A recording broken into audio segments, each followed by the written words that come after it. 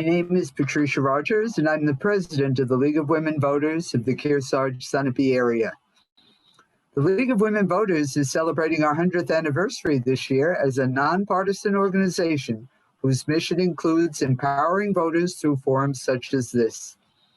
The League never supports or opposes any candidates or parties. All the attendees except the candidates and the moderator have been muted. We are pleased that candidates are here to share their ideas with you and answer your questions. Questions have been solicited via email and sorted by the League's Forums Committee. Some questions have been combined. We may not get to all of them. This forum is being recorded. It will be broadcast at a later date on YCN Cable TV and will also be available on ycnnow.com for on-demand viewing.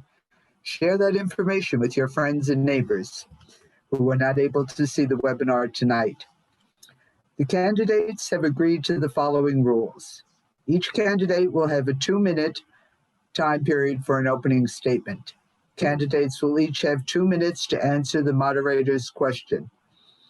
The moderator's screen will show a red card. When the time is up, please finish your sentence and stop. The order in which the candidates will answer will rotate through the evening. This is our first series of forums versus via Zoom webinar. If a candidate encounters transmission difficulties during his or her time, we will adjust the time allowed as best we can to allow everybody equal time. The candidates have not been given the questions in advance. We will close the forum by 8:30 p.m. and now it's time to meet the candidates. New London, Newbury is District 5 in the New Hampshire House. There are 2 seats for New London and Newbury. They share 2 representatives. Running for these 2 seats are Karen Ebel, Roger Richard, Dan Wolf, and Karen Zurheide. We will begin with opening statements. And Karen Ebel, you have the first shot. Okay, well, thank you very much to the League of Women Voters for once again sponsoring this forum. It's a great service to get the word out to everybody, and I'm glad we have Zoom to do it with.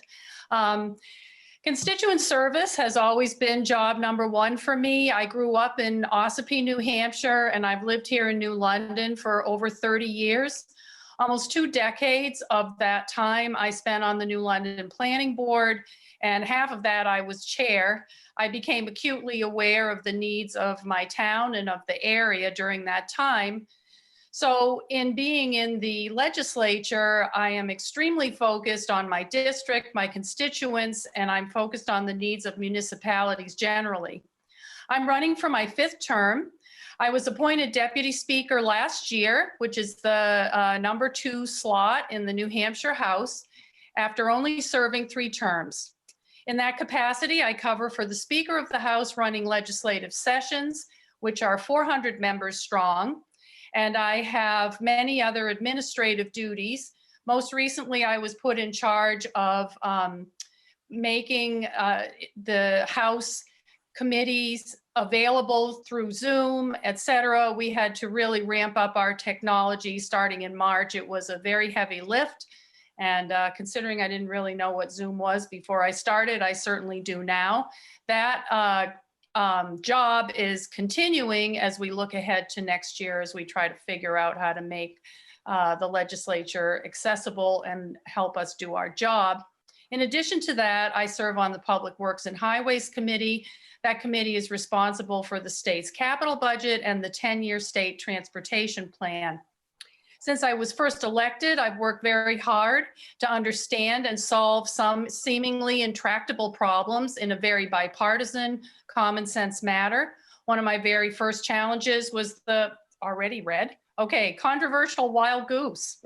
And I guess that's 2 minutes. I look forward to serving you in the future, and I look forward to your questions. Thank you. Thank you. Roger Richard. Hello. Yes, thank you very much for having me here tonight. The League of Women Voters, thank you.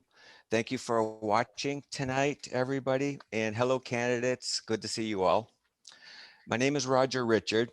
I'm a native of New Hampshire, And I believe in our way of life, our New Hampshire principles, our New Hampshire advantage, New Hampshire Constitution, and the live free or die motto.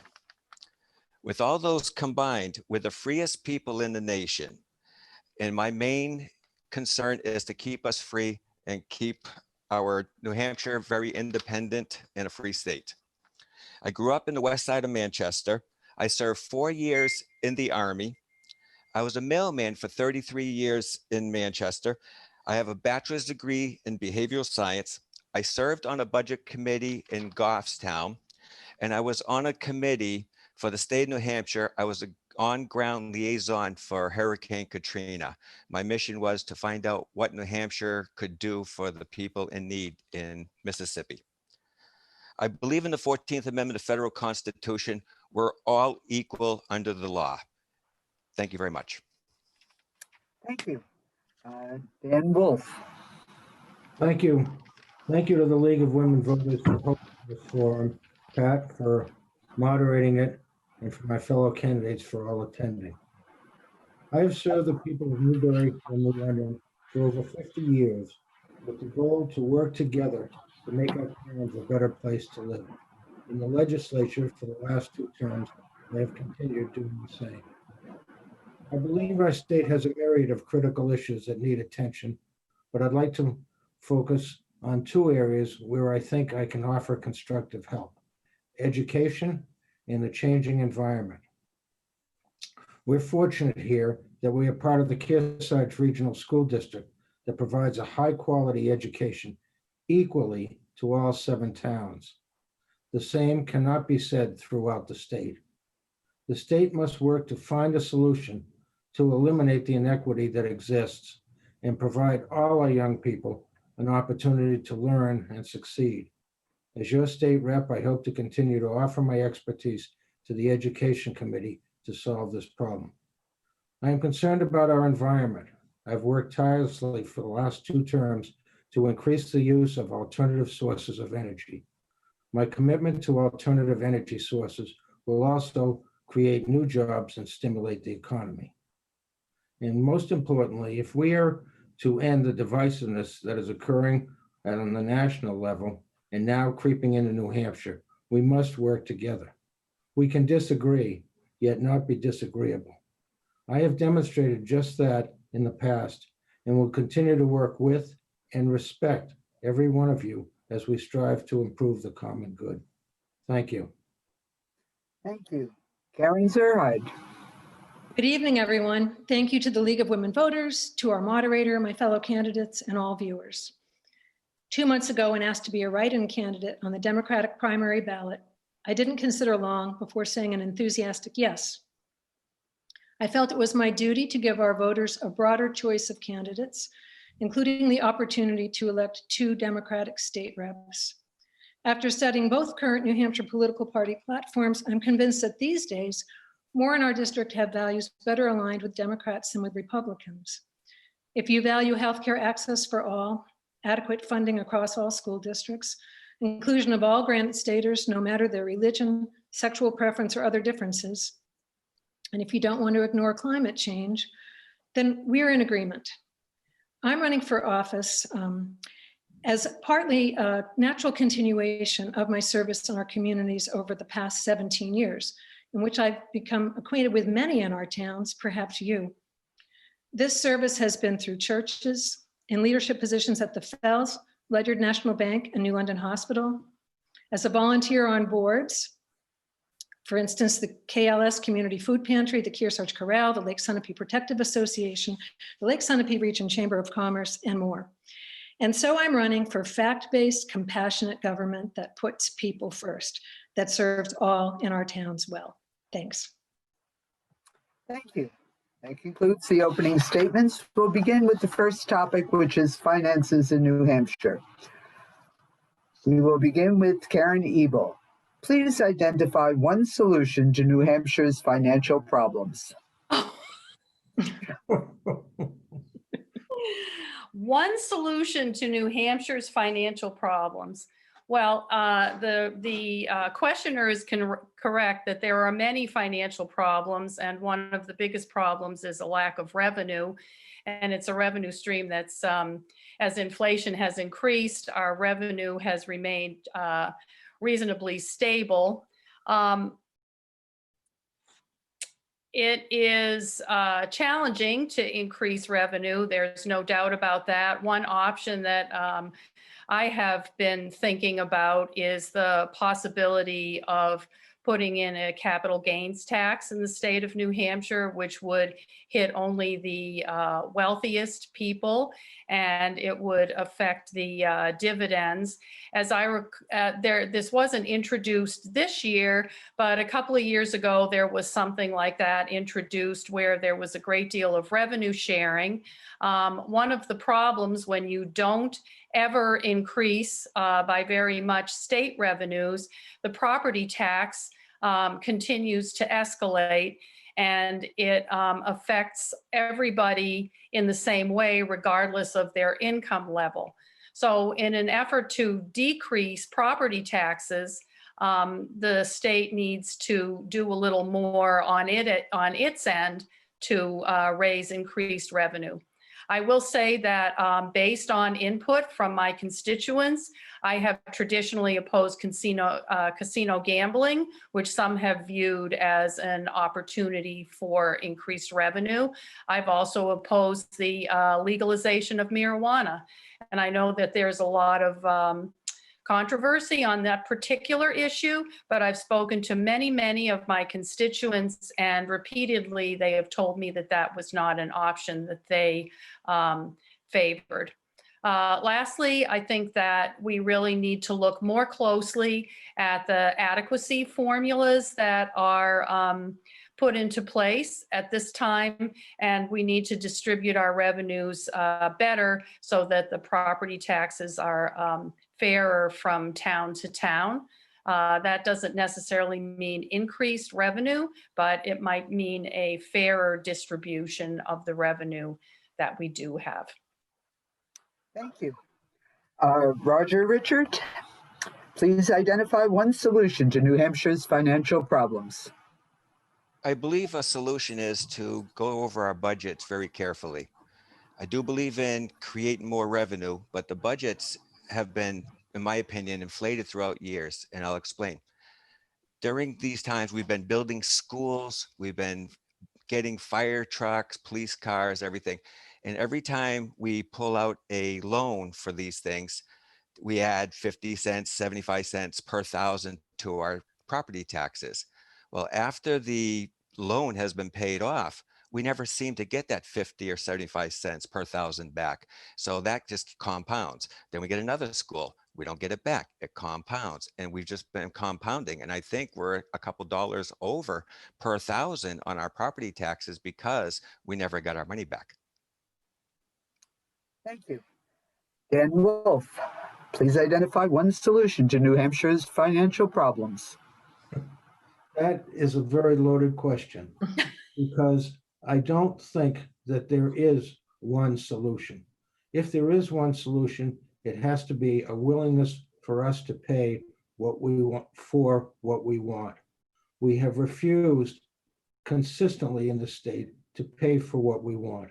We demand a good education, but 35 years ago when the Augenblick formula was put in place, it was never fully funded. We're not fully funding education right now. When we want new roads, it took 18 years to raise the gas tax, and our roads are falling apart. So there are a myriad of solutions, whether it be the gas tax, whether it be a targeted distribution of educational funding, but we have to step up to the plate and be willing to admit that there is no more free lunch. If we don't want our roads to deteriorate, if we don't want our sewer systems to overflow, we best be ready to pay for it. How you pay for it is a relatively simple discussion once you figure out that you're going to pay for it. Thank you. Aaron Zurheide, please identify one solution to New Hampshire's financial problems. Well, I don't want to take the easy way out and say what he said or what she said, But I definitely agree that in this state, we have a revenue problem. And I have to agree with what Dan said, that we need to determine what we're committed to. What is it we're doing now that we could do better? What is it we're not doing that we should be doing? And then how would we pay for it? And I don't want anyone to hear me as saying that it's any particular new tax that I would be proposing or advocating for, but I don't know that we've helped ourselves with the so-called pledge, because I think we should be able to consider all options, you know, both people of both parties considering all options and really taking a hard look at how we can improve what government is doing for us. I don't think that most of the problem is in spending. We need to watch our spending, of course. Every nickel, every dime, we need to watch carefully, and that's what we want our people in state government to be doing, both those elected and those who are employed in state government. But I do believe that we have a revenue problem. We'll maybe talk further about education funding, and Karen Ebel referenced that. Dan gave a little reference to that. There's a study that has a draft study that's been put out recently, and it's still geared to property tax. It's geared to maybe a little different way of slicing things up to be more fair throughout the state to all districts, but it's still focused on property tax. And I'm not sure by itself if that's really going to get us where we want to be in education. So that's my roundabout answer. Thanks. Thank you. Next round begins with Roger Richard. How will you help small businesses in our area survive the challenges of COVID-19 and beyond? Roger? Yes. First of all, I would have meetings with all the business owners and everybody in the community and try to find out what their needs are first before we start dishing out all kinds of money to them. Different things for different people. I do want to start up if I get elected, a monthly meeting for all constituents so we can find out what the town needs and how we should move forward together. It's very important that we all get together, we talk about issues, and we move forward instead of just me making decisions with the way I feel. We're all in it together collectively, and I think we should move forward together. Thank you. Dan Wolf, how would you help small businesses survive the challenges of COVID-19 and beyond? I think that, thank you, Pat. I think that our small businesses have become very creative. As many of you know, I've worked hard with the governor. I think he's done a great job with the different grants that have come out. The Main Street grant, the hospitals, etc. The funding has been out there, and actually our unemployment rate has dropped markedly. We aren't where we were a year ago, but we're getting closer. I think that small business is creative. They're doing what they need to do. You look at the hospitality industry, they got the tents out. They were able to provide for their customers and did reasonably well. This is going to take a while.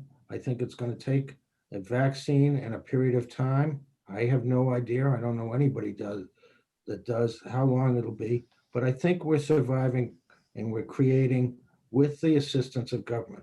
There is a movement now being discussed to lower the rooms and meals tax. I'm not sure that that will be wise, because at the same time that we're helping business out, we're taking revenue away from the state, and the previous question just addressed the revenue problem. So I think that we have to let it run the natural cycle. I think the governor has done a good job in providing for those temporary situations with grants and loans. And I'm comfortable on the way most businesses are coming back. The number of hotels and hospitality businesses that closed this year so far was less than in 2019. So to me, the cycle is turning on its own. Thank you. Karen Zurheide, how would you help new small businesses? Yes, I think we have seen in our region, New London and Newbury and surrounding towns, that customers, patrons want our small businesses to survive. So I think that's a wonderful thing. I mean, I think we see a lot of community spirit in that regard that's in support of small businesses. We don't want to completely invent our own wheel. I think we have resources through the local regional chamber of commerce, but at a statewide level from some of those resources as well that can help and advise too. Quite a few of our small businesses are nonprofits, actually. The New Hampshire Center for Nonprofits is another great resource in that regard. And the New Hampshire Charitable Foundation has also been doing a lot of study and work around these issues. So I think there are resources that we can help to connect our small business owners with. And when it makes sense, I think, to build coalitions. Yes, for instance, in the hospitality industry, there's competition amongst the small businesses, but if there are ways that they can build coalitions to support each other, I think that could be strengthening through difficult times. Thank you. Karen Ebel. Yes, thank you. I should say that when I was first elected, we instituted monthly listening sessions to reach out to constituents, and I've been doing that for approximately 8 years, and it is a great asset to reaching out to small businesses and other folks in the community and understanding what the problems are that they're facing. As far as businesses in particular, definitely work collaboratively. The government should work collaboratively with chambers of commerce who really have a good feeling for what's going on with small businesses. I think we have to continue to retool our reopening guidelines that have been issued by the governor to make sure that they are actually doing what they're intended to do for our small businesses. I'd like to see if we can't get additional funding to assist with COVID-19 testing for employees. So as businesses are struggling to reopen, they want to be sensitive to their employees. We might even be able to help with temperature gauges or something, thermometers, so that as customers are coming in and out, they could be tested so people would be comfortable. I think we have to continue to request and push for additional funding for our businesses from the federal government. This is something that Senator Shaheen did very effectively on a bipartisan basis to get funding for small businesses and to help their employees. I think it's really important that we invest additional dollars in our business promotion capabilities at the state level, help with our tourism department, and continue to spread the good news about the state of New Hampshire. And I think we should look more closely at the healthcare costs that our small businesses are dealing with, and perhaps we can figure out some innovative, creative insurance mechanisms that might be able to reduce their costs. I think the other thing is we have to continue to look at broadband to see if it would be better or helpful for them to be able to do more on an online basis to reach out to their customers. And I think, you can't have a small business without employees. And I think we have to listen very carefully to the struggles that the employees are having because their children are, having to be remote. They have to be there with their kids, and childcare becomes an increasing problem. And so the flexible hours could actually help small businesses make sure that they have employees when they need them. Thank you. Okay.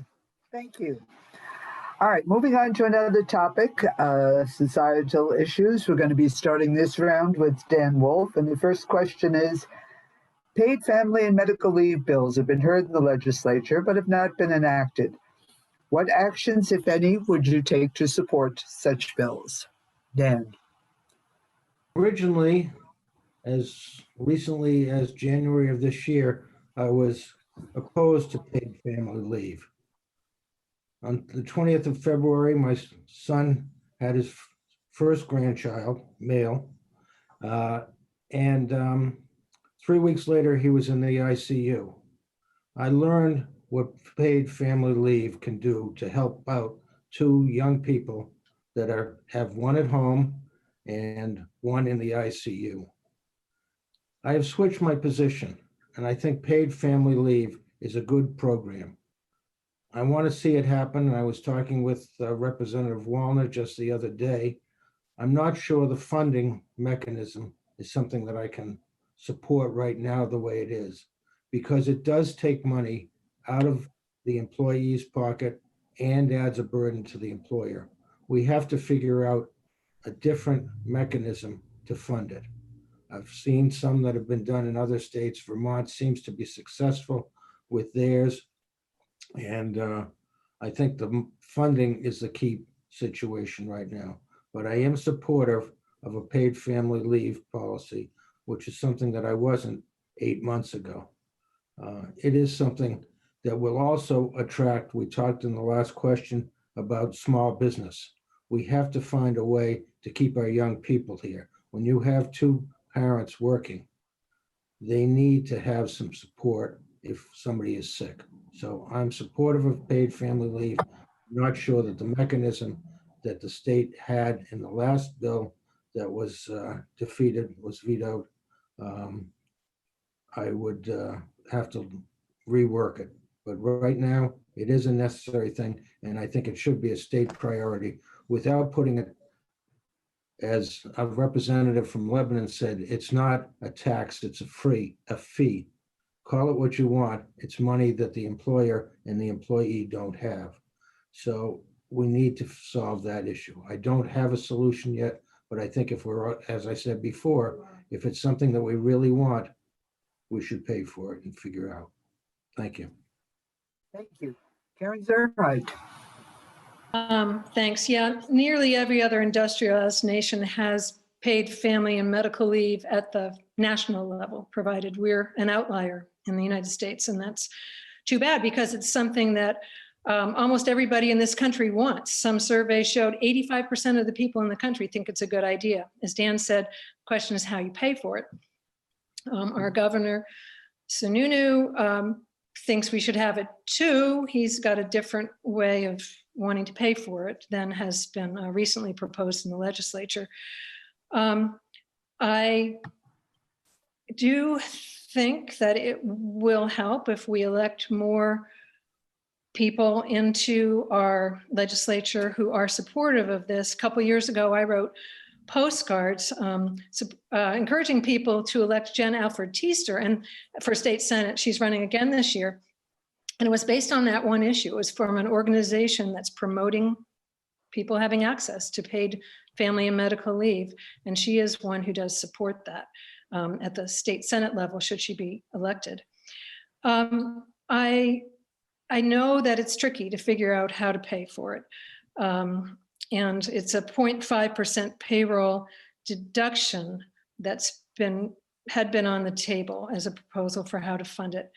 I can't say I've studied the issue well enough to know if that's the best solution we can come up with, but we do need to get this done.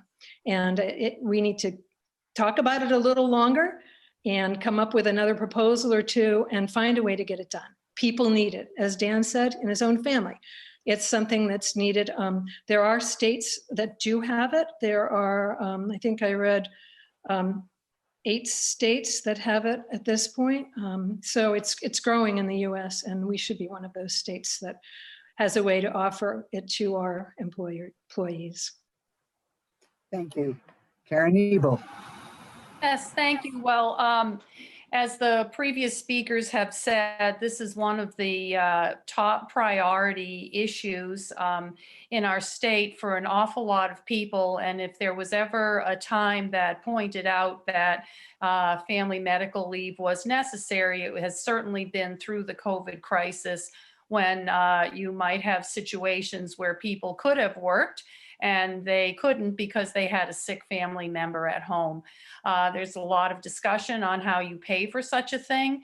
As has also been said in New Hampshire, one of these days we have to figure out what exactly we want to pay for it, and we have to be willing to pay for it. Whether we want to or not, some things are really necessary, like fixing your roof when if the rain is leaking through. And this is an extremely popular issue. I would say that we have to look some more at the funding mechanism. We've been talking about small businesses. I think you could look more closely at the way this is structured. Maybe for large businesses, it should be structured differently than it is for small businesses. I think we have to continue to talk to employees at various levels. For some people, a 1.5% pay wage deduction might not be much. For somebody else, it could mean the world to them. It's really a difficult situation. It was very disappointing that the governor vetoed it. Folks in the legislature were not satisfied with the way he structured his. I don't think it's right to just go marching around saying that it's an income tax, because everybody knows that those are buzzwords in the state of New Hampshire. This is a really very important issue, and we have to keep plugging away at it. The people want it. And if you're elected to represent your constituents and represent your state, well, you darn well better keep working to try to achieve one of their top priority goals. Thank you. Thank you. Roger Richard. Yes, I do believe in it. I believe we should take care of people when they have sick family members and sick themselves. I don't know the funding mechanism. I don't want a new tax for it. Maybe we can do something within the employer and the employee in their wages and keep putting money away, like a 401k, but towards their medical, just like a medical cards that we have. I'm not really sure of the mechanism on how to do it, but I do believe in it. I do think that we all need some type of safety net. Thank you. Excuse me. Karen Zurheide, you start this round. Please share your thoughts about the minimum wage in New Hampshire, currently set at the federal minimum of $7.25 an hour.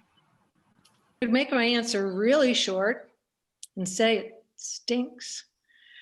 Yeah, that was set in 2009. And so there's been no increase in all of that time. And even though inflation hasn't been super high, we know that costs keep edging up, every year. So all of our New England neighbors are well above that amount. And maybe, sometimes it feels best where we live, at least, to compare ourselves maybe to Vermont and to Maine. The current minimum wage in Maine is $12 an hour, and it's almost $11 an hour in Vermont. And both of those states have plans to increase those amounts each year based on increases in the consumer price index. The proposal that was vetoed by Governor Sununu recently would have raised New Hampshire's minimum wage to $10 an hour next year and $12 an hour in 2023. So it wouldn't have been high compared to our neighbors still, but it would have been a lot better than it is now. I do believe that often market forces work, and when employment was so full, some number of months ago before the pandemic, there perhaps weren't that many jobs that were paying only $7.25 an hour because demand for employees was high. But I really think that something that's closer to a living wage, I don't think at $10 an hour and then $12 an hour, you can really call that a living wage. But I think that employees in the most basic, providing the most basic services, they're low-paying jobs, deserve more than $7.25 an hour. And I would hope that our legislature will soon be able to put a higher minimum wage in place than what we have now. Thank you. Karen Ebel, your thoughts on the current minimum wage? Yes, thank you very much. Well, when I first got into the legislature, one of the issues was whether or not we should increase our minimum wage, and the issue just hasn't gone away. I looked at it very closely at that time, and a lot of people try to figure out the economics, what the effect on businesses will be if you increase the minimum wage. et cetera, et cetera. And there are different levels. If it's $10, it has this effect. If it's 15, it has that. I think it's sort of like family medical leave. It's something that people desperately need. They need to have a living wage. When Bill O'Brien was in office, he wiped out the New Hampshire minimum wage, which was $7.25, and now it's just remained what the federal minimum wage is. So we have nothing at all. And I think what you need to do is you need to understand that if vast swaths of your population are being paid $7.25, $8.25, $9.25, they don't have access or they can't pay for health care, they can't pay for child care, they can't pay for many of the things that would enable them to be work more with the respect to health care. They might have to apply for Medicaid. Medicaid costs the state money. There are many, many ramifications to not having people be able to afford to live the way they should be able to live. So I would support a minimum wage. I think we should do it promptly. I think the bill that we passed the last term, which was vetoed by the governor among so many, many other bills that he vetoed. It was a graduated step increase. It would help the small businesses if that challenged them to acclimate to it, and it would put more money in the pockets of the folks that got the money so that they could spend more contributing to the economy. It's a win-win across the board, and it should be done with promptness. And I hope it will happen in the next legislature season. Thank you. Roger Richard. Yes, the minimum wage, I believe, are for younger adults, people just coming into the workforce. I don't believe that we should tell employers how much they have to pay. I do believe employers, a lot of them pay much more than the minimum wage to keep good employees and keep people on that they've trained already. I would like to look at what our last topic, the Family Medical Leave Act, and a minimum wage, not call it a minimum wage, but if you increase it, give it towards the Family Medical Leave Act so we cover it both ways. I'm just not a person to tell somebody that they have to pay somebody so much money and that's it. I believe everybody struggles. The companies have their own struggles. They might not be able to do it, or they're just hiring temporary people, retired people that just want to get out and do something. And those jobs provide a good job for them at not a livable wage, because it's not a livable wage, the wage, but it could help the people that just want to make a little supplement, and or the young teenagers that are trying to get into the workforce, and it's a stepping stone for them. Thank you. Thank you. All right, move on to the next question, and we're going to start with Karen Zurheide. Do you actively support the creation or establishment of workforce housing in New London or nearby towns? Yes, I do. Yes, and it wouldn't have to be New London, it wouldn't have to be Newbury, but we have many workers, and this is different, quite different actually, even though it's the next question, quite different than talking about minimum wage workers. You know, we're talking about people, you know, who have moderate level jobs where one or two workers in a family still would not be able in our communities in this region to afford a decent place to rent, if there even was anything available to them at a price that they could afford. There could be many examples of this. For instance, in a couple of our biggest employers, New London Hospital has many workers that are not at the top, that are not top wage earners. They don't have to live right in New London, but we have teachers, for instance, or people who might work for some of our public works departments in our towns. They have decent jobs, but they can't live anywhere nearby. And we know that we have very low housing rental stock anyway. We're sparse. in that. And then in something that's affordable, even sparser. I know that many of our citizens, not elected officials, but private citizens have been looking into this for probably as long as I've lived in New London, at least 17 years, and haven't gotten too far. So I think it's something that should be looked at seriously and probably is a need. Employers might tell us that it's something that's needed in this region for them to be able to attract and keep a lot of their workers.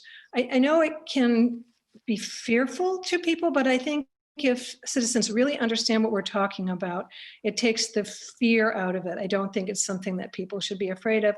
And I do think it should be explored further and could be a very good thing for our local region. Thank you. Karen Ebel, Thank you. do you support workforce housing? Yes, I do support workforce housing. I think in order for our economy to function, you have to be able to you have to have housing out there that people can afford to buy. When I was on the planning board already, there was a lot of discussion about affordable housing, workforce housing, however you want to define it. And in fact, under New Hampshire law, every town has to identify approximately 55% of the land mass where increased density to accommodate workforce housing could be put into place. In other words, it smooths the way for increased density. The thing that we identified through the hearings, and the thing that I think is a continuing problem, is that you can create affordable housing, but you have to make sure that it continues to be affordable. When you start out with extremely high land prices, you have extremely high building prices at this point. And then you try to put it out there on the market at an affordable level, you just know that there's so much pressure for affordable housing, it's going to end up increasing the cost of the housing that you have available. I mean, it's just a matter of dollars and cents. And so what we did, at least in the New London statute, is we said that in order for it to continue to be affordable, you had to, I mean, I can't remember exactly, but I think it's the 30% of the income level, the price for the rent or whatever, the purchase couldn't exceed 30% of the person's income. I mean, I just think that in order for our economy to work, we need more affordable housing. And if you look around New London and the area now, the price has skyrocketed. And that is evidence of what I'm saying, that the minute you put something on the market, there's so much pressure for the purchase that it pushes the prices upwards. So yes, I support it. Yes, I think that New London and Newbury statutes can accommodate it. How we build affordable housing and keep it affordable is a huge challenge that we have to figure out how to answer. Thank you. Thank you. Roger Richard. No, I do not believe in it. I believe that we should try to make housing affordable for everybody. When we start making affordable housing, that means we're going to probably bring the land density down. And instead of having 2 or 5 acre minimums, you're going to have a half acre to an acre. And when you do that, you have more people, more children, your schools will be pressure, more taxes because of schools, more social programs, more everything. And I think in the long run, it's going to cost us more. We have these limits on the land for open space to keep us open, to give us some room to breathe. And if we don't give ourselves room to breathe, we do this, I think we're just going to create a lot of issues. Thank you. Dan Wolf. Dan, I owe you an apology. I understand you did not get a chance to weigh in on the minimum wage question.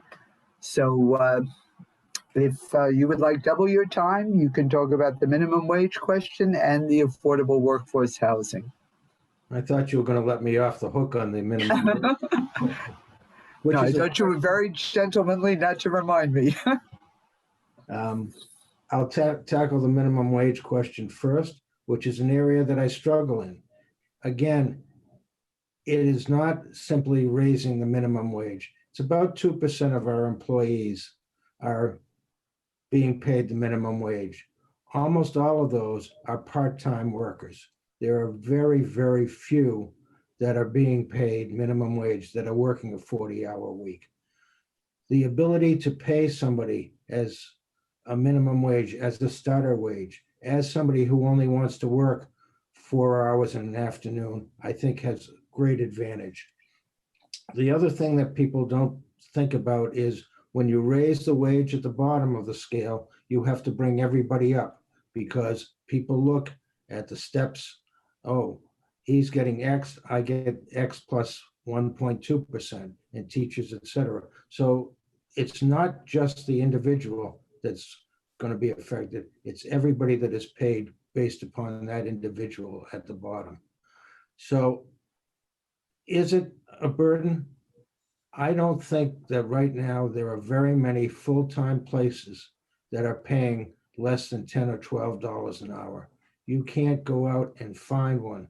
I know at the New London Inn, our minimum was over $12 an hour to start, and it went up from there. So I struggle to arbitrarily raise the minimum wage. I think people should be paid what they're worth, and you should provide an opportunity for those that are making the minimum and only want to work part-time or in some other situation, the ability to earn what they can. So that's my minimum wage answer. And let me repeat the other question for you. Do you actively support the creation, establishment of workforce housing in New London or nearby towns? I do support the concept. It's like everything else, the devil is in the details. It's nice to have affordable housing. Great buzzword. Who's going to pay for it? That's the real question. You have a piece of land that is very expensive. The developer comes in. He now has to sell. He has a cost of land. He has a cost of development, et cetera. And who is going to subsidize that? Is the town ready to subsidize it? Is the state ready to subsidize the cost that would bring it down for somebody to afford it? Many years ago, we had a federal government program called the Section 8 Housing Subsidy. The one over on Pleasant Street is a Section 8 that was done for the elderly. They're elderly, there's low income, there's disabled. Those things gave a developer an opportunity after 20, they gave them a low income, low rate mortgage that was paid off after 20 years. And then the requirement for a low income property disappeared. Now, if the town of New London or the town of Newbury is willing to step up to the plate, I think we should have all that we can build. But I have not seen that happen. The state is not willing to do it. They have done some with the Housing Finance Authority. The Housing Finance Authority has provided senior housing in Newbury, which has worked out well.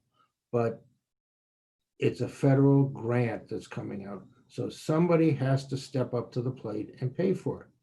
I think it's a wonderful thing, but again, who's going to pay for it? Thank you, Dan. All right, moving on to public safety, and we're going to be starting with Karen Ebel on this round. Should gun background checks be handled differently, particularly with reference to semi-automatic weapons? Well, just the question really has to do with gun safety. So at this point, we don't even have a concealed carry permit requirement. That was the first move that the governor made when he became governor. He wiped that out. I do believe that we should have background checks, especially to close the gun show loophole to the extent that that exists. I think we really have to look more deeply at the backgrounds of the people who are buying guns. I do support a 3-day waiting period, a cooling off period for folks who want to buy guns. And as far as semi-automatics, you know, I think that there's an awful lot of them out in the streets right now. I'm not sure that having AR-15s helps anybody. In fact, oh my gosh, I'm forgetting the name of there's the thing that you add on to a gun that makes it do rapid fire that the fellow used to kill everybody in Las Vegas. I think at the very least, we ought to be able to get rid of those. And I think we could do a lot better on gun safety without impinging on the Second Amendment rights, which so many in the state of New Hampshire hold dear. Thank you. Thank you. Roger Richard. Yes, I think we have enough background checks. The semi-automatics, every caliber gun comes in a semi-automatic. So if we pick out just semi-automatics, it's just picking on a certain type of gun. You could have the same type of gun with a bolt action or a pump action. So I do not believe in any more background checks. I do believe in education. We educate our kids, driver's education, we educate them in sex education. Why can't we educate them in schools for gun education? I believe the United States did at one time, and I do believe in education, education, education, not restriction, restriction, restriction. Thank you. Dan Wolf. I believe in the Second Amendment. My land is open for hunting. Right now, there are 3 people up there hunting. And I do also believe that nothing is black and white. I believe, and I've talked to our local police chiefs, they are strongly in support of increased background checks. Background checks not only with sales at gun shows, but for the individual.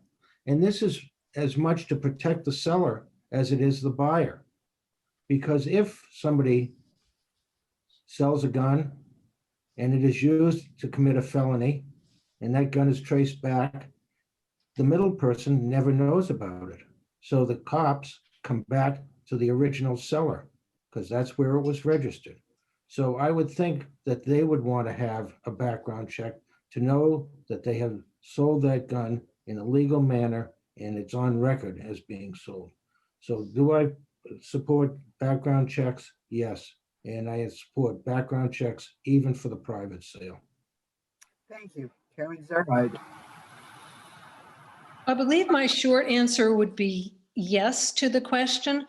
That said, I don't have a lot of personal gun knowledge, so I'm not completely clear on what background checks exist now.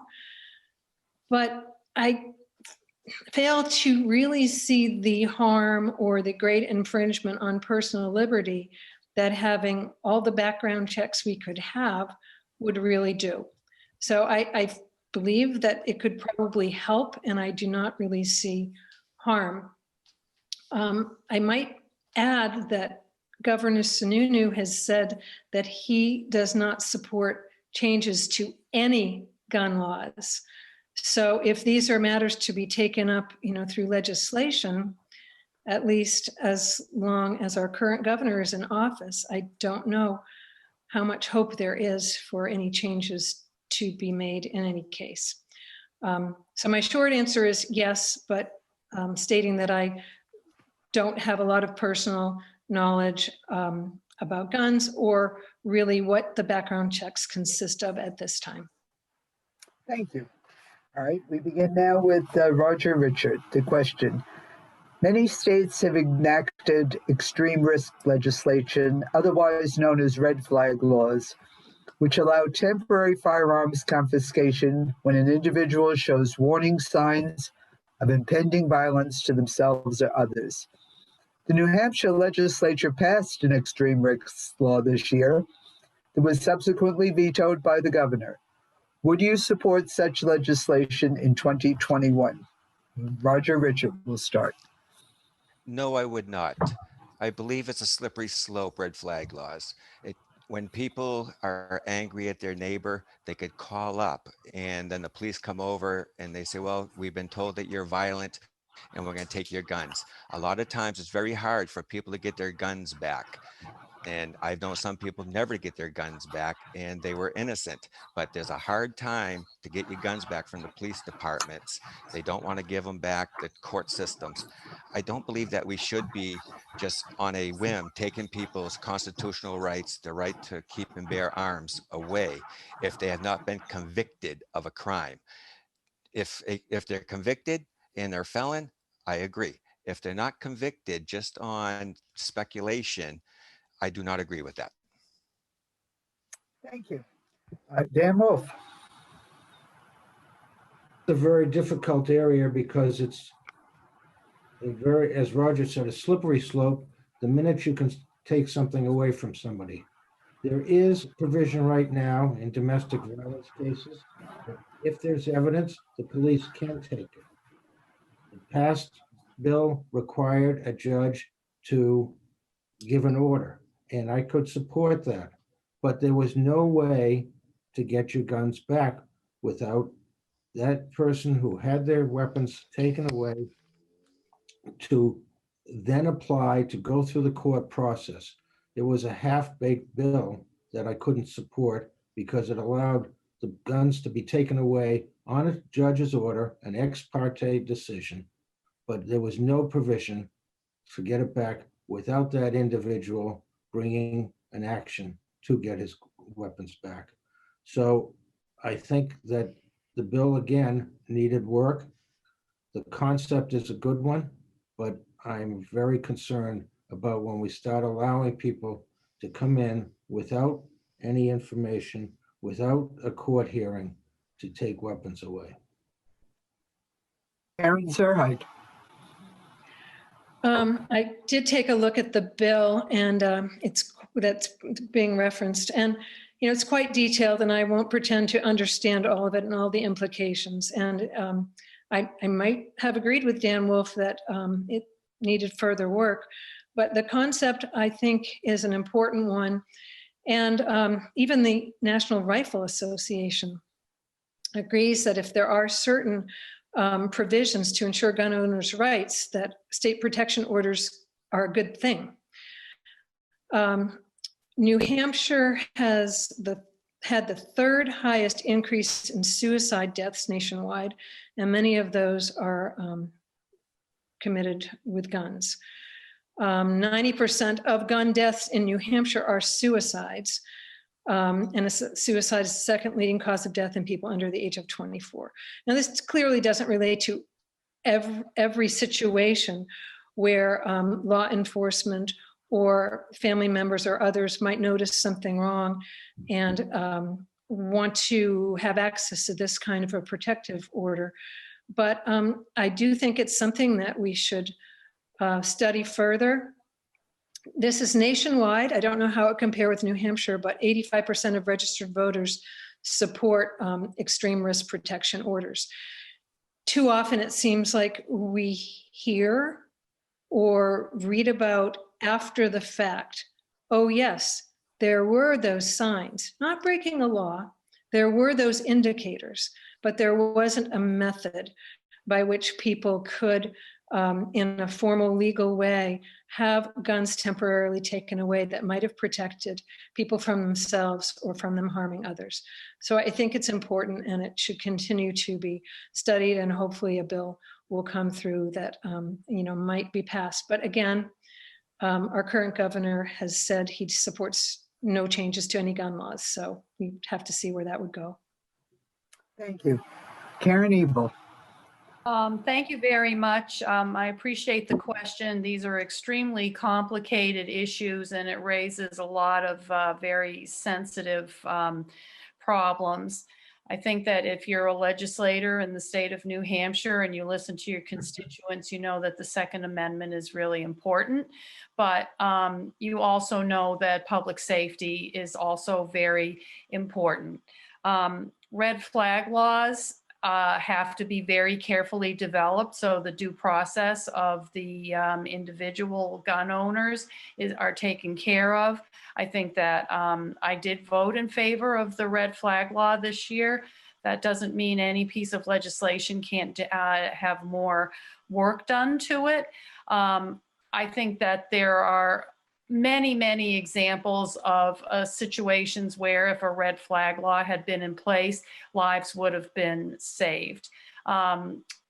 Karen and others have mentioned the issues of suicide. Suicide is real, and when you want to commit suicide with a gun, it's usually a very final solution. There's domestic violence problems.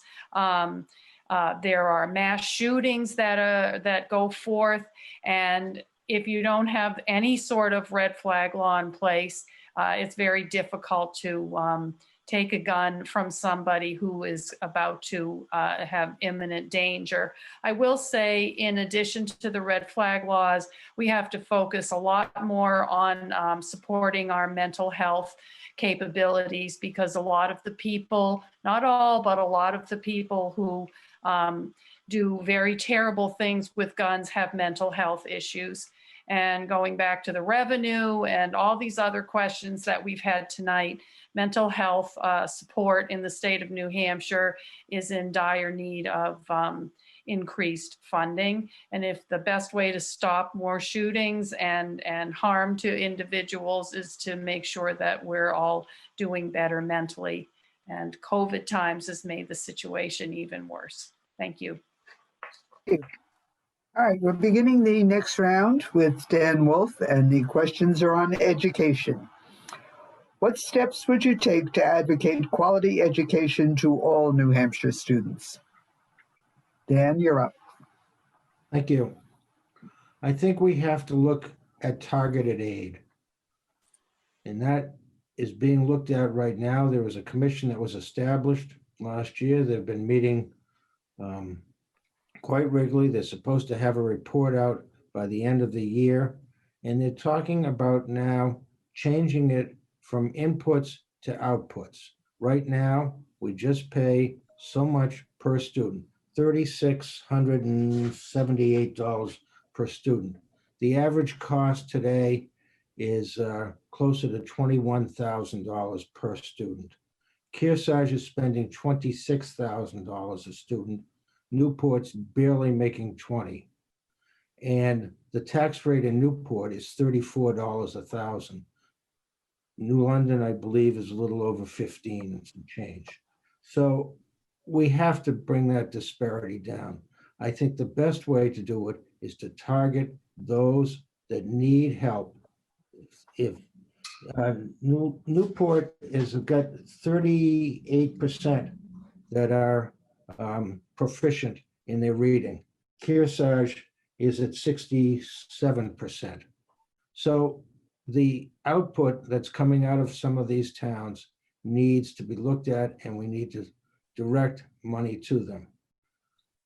I think we can start to do it within the existing revenue stream, but that will probably require us to make more adjustments. Right now, the state of New Hampshire, 70% of the state aid comes from the federal government. The tax money that's collected, the statewide taxes, is really an in and out. The state collects it from most towns, doesn't collect it from Newbury, doesn't collect it from New London. It stays right here in the town, and that's one of the reasons that Kearsarge is so fortunate that they're able to spend $26,000 per student. So I would look at targeting aid. I like the idea that the commission is working on. David Luno is the chair of it, and Senator Khan is really working to figure out what the students need and pay accordingly, rather than an equalized number of students, which is what we're doing now. Take the pot of money that the state's determined and give it to everybody, whether they need it or not. Thank you. Thank you. Karen Zurheide. Thank you. I have read the draft report on equity and adequacy of New Hampshire school funding under the auspices of, I believe, the same commission that Dan might have been referencing. And I'm impressed with the work in the study. It's lengthy. It has a lot of charts and graphs and statistics and formulas. But at the end of the day, it really confirms what probably all of us on the panel know, and most other people in New Hampshire, that current school funding in New Hampshire is unfair to taxpayers, to communities, and to students. And as Dan referenced, on average, poorer towns pay much more relative to their property tax bases than well-off towns. Students in poorer towns often have greater needs, and yet less is being spent on their behalf, with per student spending, as Dan referenced, less in those towns. The main proposal, and this is a draft of the report, so maybe this will change, and then one variation on that for funding to be more equitable is still property tax based, with a minimum property tax rate for education in all communities, and then an additional property tax amount that would go to the state for the state to distribute back to the school districts, again, based on a very detailed formula and maybe an improved formula from the past. That should be considered. I don't know if that funding is a long-term solution, though. We keep relying on property taxes and trying to sort of patchwork that, it seems like. So we have a ways to go. And this is something, again, that within the state has been discussed for a long time. It's not new. And I'm sure Dan, from all his long work in the school district here, is very familiar with these issues. And there is that question, what do we want? And what does it cost? And how will we pay for it? So no easy answers, but a lot of work is continuing to be done. And I hope that there'll be a better solution soon to make education funding more equitable across the state. Thank you. Karen Ebel. Thank you very much. I just think, just to be clear, people should understand that there is an amount of education money that the town charges that goes to the town, and then there's something that's called a state property tax. Mm-hmm. So when that state property tax was originally conceived of, the thought was that that money would be pooled, as we're talking about now, and then targeted to other towns that weren't able to raise as much money through their property tax, and in other words, targeted aid. But there was a lawsuit because towns like New London were donor towns, and they didn't want to give their state property tax money away to other towns. They wanted to keep it themselves. And so what's happened is there is, in fact, a state property tax for education, but as Dan said, all the towns get to keep it. And in New London's case, we're very fortunate that we have a lot more money to use for our students. I think I appreciate the question. This is a perennial problem and a perennial discussion in the state of New Hampshire. The fact that our revenue streams only at this point provide $3,600 or so per student in the school districts, when it costs upwards of $15,000, $20,000, $25,000 is, in my view, outrageous. I think we have to do a much better job. The commission that the folks here have been referring to, they've been incredibly busy on Zoom.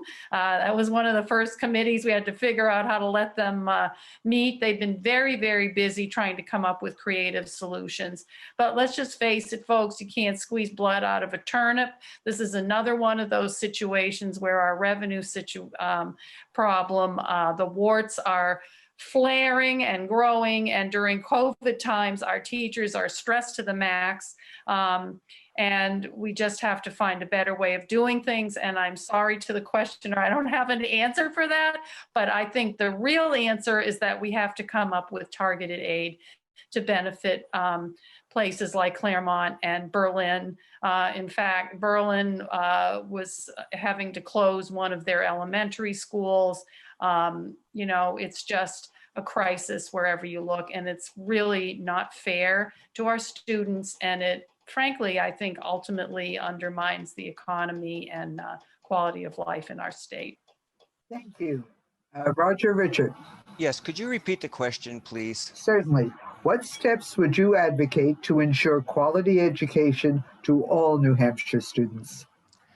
Yes, this is an issue we've been talking about for many, many years, decades even. And I'm not sure if it's fixed or not fixed, but I believe in privatizing some of the schools, sending vouchers, letting the parents and the kids go to where they need to, homeschooling.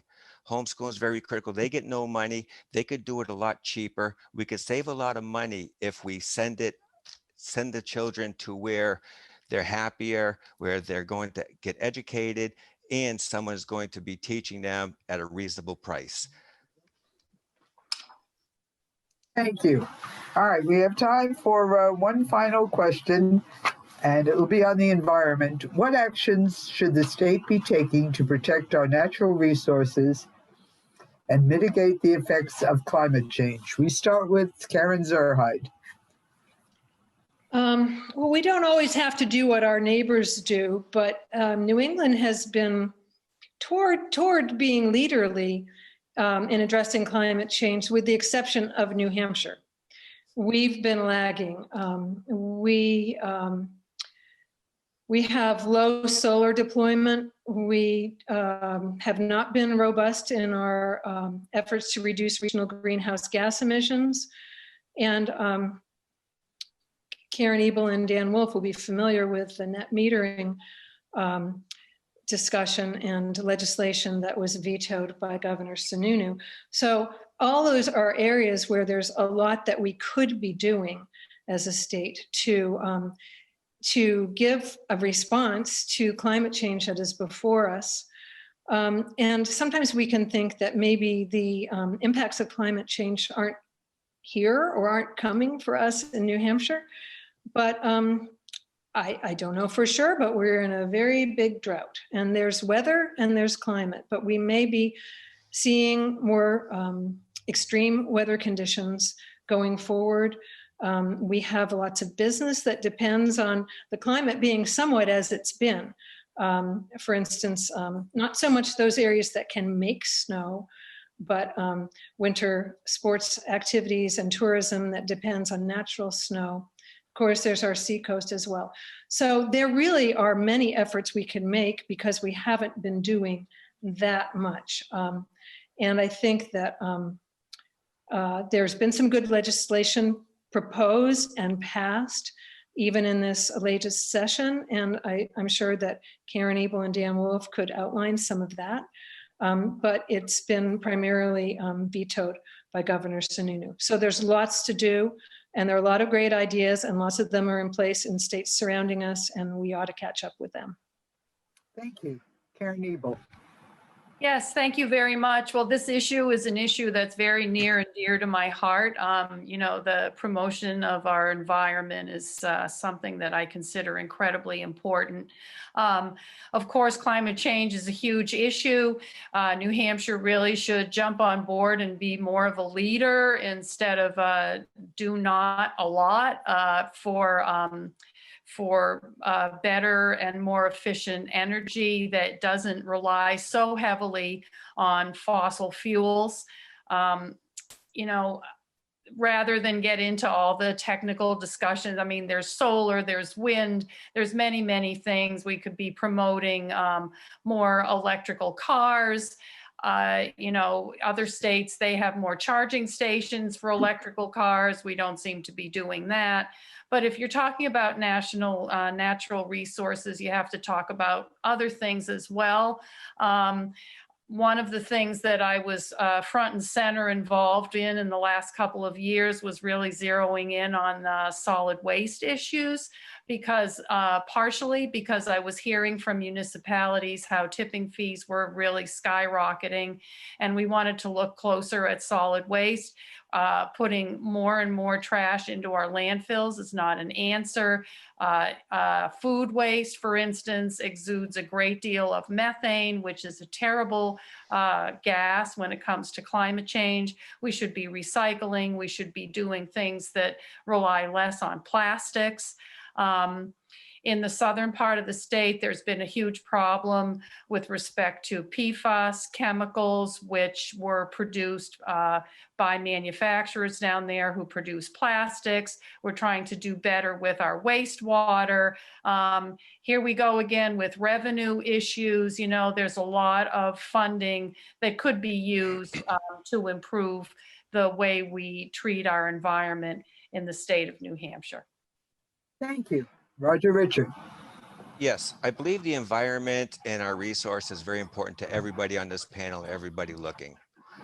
I think that we need to understand, we do need renewable resources. I'm all for solar. I'm all for incentives for solar. I had a solar house. I believe in it. I believe in wind. I believe in burning wood. Wood is renewable. People say, oh, it goes into the atmosphere. But if you take a tree out of the woods, 2 more will grow, and that's renewable. I believe, I don't see myself, sorry. I believe that we have water, a lot of water, plenty of resources, and the water needs to be preserved. Everyone talks about the polar ice caps melting, and there's pictures to show it. So a picture you can't deny. So I've always told a lot of my friends and my family that we should take our caps off of our plastic bottles, even if there's a couple drips in there. We have 7 billion people on Earth. If all those people put the cap on and throw a bottle with 4 or 5 drips in it, we lose billions and billions. And the water is, we only have so much. It's a closed cycle. So that's one thing we can look at for our environment. It seems a little bit, but a lot of people throw a half a bottle of water away. That's a lot of water wasted. So I think there's a lot we can do. I don't know how much money we should spend on it. I do know that Bow Power Plant spent $5 million on a scrubber. When I was a kid, we used to see the yellow going across the sky. We don't see that anymore. So we have been going good. We have been doing the best, and we should do more, but at what cost to the taxpayers? That's the other issue. I think we can do it with common sense. Thank you. Thank you. Dan Wolf. I think there are 2 parts to this question. There's the energy part, the creation of the energy, and there's a preservation of the natural resources. I've been a big proponent, as I said in my opening statement, of increased use of alternative energy. I fought to keep the power plants, the biomass plants open. And everybody said, well, they're just 6 plants, it's not a big deal. There was about 1,000 workers that we were now paying unemployment to. Our woods are not being taken care of because there's no place to dispose of that 2nd grade, 3rd grade wood.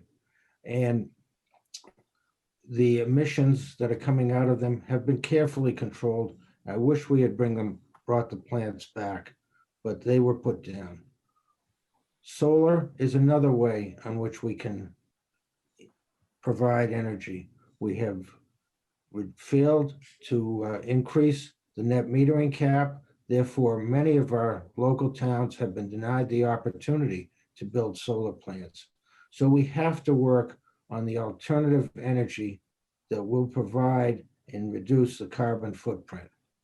At the same time, we in New Hampshire are very, very fortunate with what we have in the way of natural resources. We have to protect those natural resources, whether it means the overuse of the hiking trails in the White Mountains, or whether it means wake boats on Lake Sunapee eroding the shoreline. There are many things of that sort that we need to look at and protect what we have. So I'm in favor of protection. I'm in favor of possibly a fee to help us preserve that. That is what brings people to the state, the wonderful natural resources that we have. And if we're not going to take care of them, we're going to lose them and then lose the revenue that comes with people coming to use it. So 2 sides of the question: more alternative energy and preserving what we have as we go forward. Thank you. Thank you. Well, unfortunately, we've reached the time where we have to make closing statements. We have a great many more questions, and we thank all the the webinar participants who have been sending them in. We hope we got to your question. We'll begin in reverse order as we promised, and we'll ask you to keep your closing statement to no more than 2 minutes. Karen Zurheide, begin with you. Thanks, Pat, and thanks to all for this important event. I conclude by asking you to consider giving me your vote. I'll make decisions in Concord that put people first, all people. I'll legislate with consideration for those most vulnerable. As Senator Paul Wellstone said, we all do better when we all do better. I'm also a numbers person. I've successfully managed budgets and have no doubt I'm frugal. I'll put that frugality to work for you in the State House.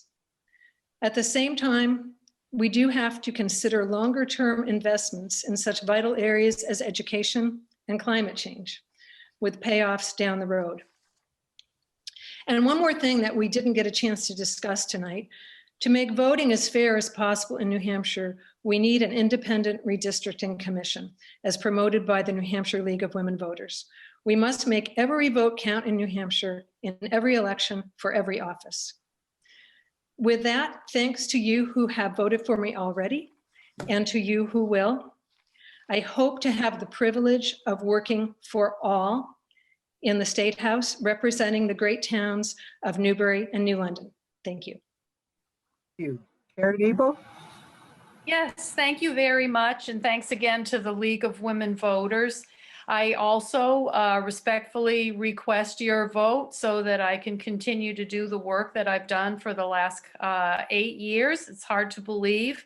As I started out saying in the beginning of this, constituent service has also always been my #1 goal. I believe in supporting my district. I did work on Wild Goose, I will say that, and we brought that to an effective, good conclusion.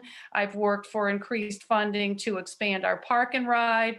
I helped bring a security video feed to the park and ride, which was something that folks wanted. And I have been working on constituent-driven legislation since I got in. We reformed dyslexia education in the state, improved absentee ballot access. And as I mentioned before, I've been working very hard on solid waste challenges, which I expect to continue to do. I think I'm very responsive to the constituents. I think I can carry the message of my constituents to the state level where it frequently will benefit everyone in the state. And I do believe that now that I'm in a leadership position, I can more effectively argue on behalf of the district. I continue to support better healthcare, better educational opportunity, a improved, always improving environmental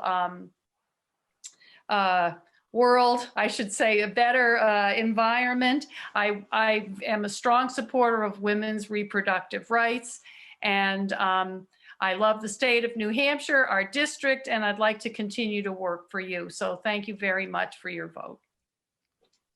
Thank you. Roger Richard. Yes, it's been a pleasure being here. Thank you to the League of Women Voters, to the moderator, to all the candidates here and everybody watching. If I'm elected, I'm going to put my phone number and my address and my email on the websites for both towns so people can get a hold of me and we can discuss what your issues are. I'm going to have monthly meetings to hear your input and to hear everything so we can move forward as a community. I believe in communities. I believe in our right to get together and move forward and do what we need to do.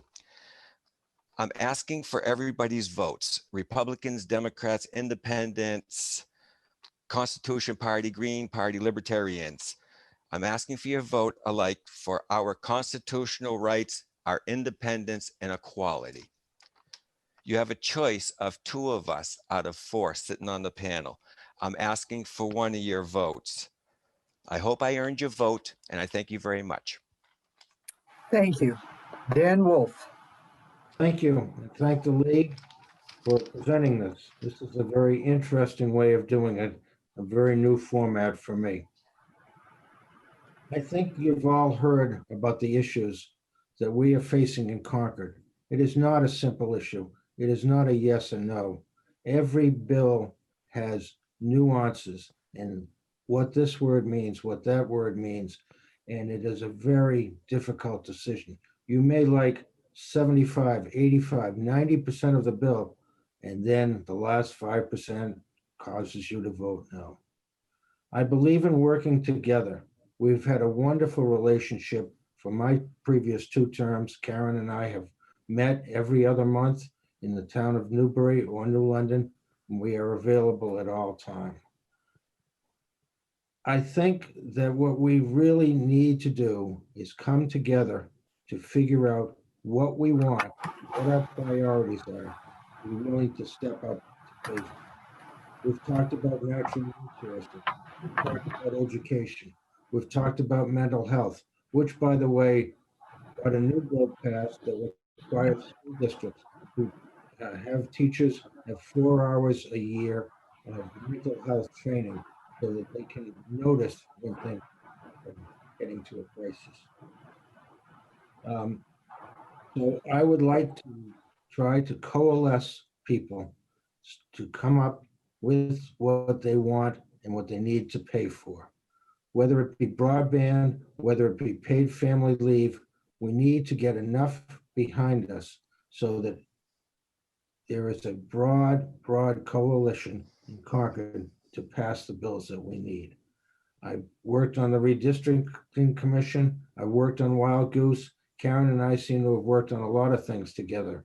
And I look forward to going back to Concord, working on it with one of the 3 of you people. And I ask for your vote. I don't think I need to ask for it. I hope what I said tonight causes you to willingly go into that poll and check my name. So thank you very much and good luck to everybody. Thank you. The League would like to thank all the candidates who have donated so much of their time and wisdom tonight to answer all your questions. And we owe a special thanks to Elliot Cunningham, who has provided all the technical support for this webinar. We remind you that it has been recorded and you can see it again on ycntv.com at a later date. Thank you and good night.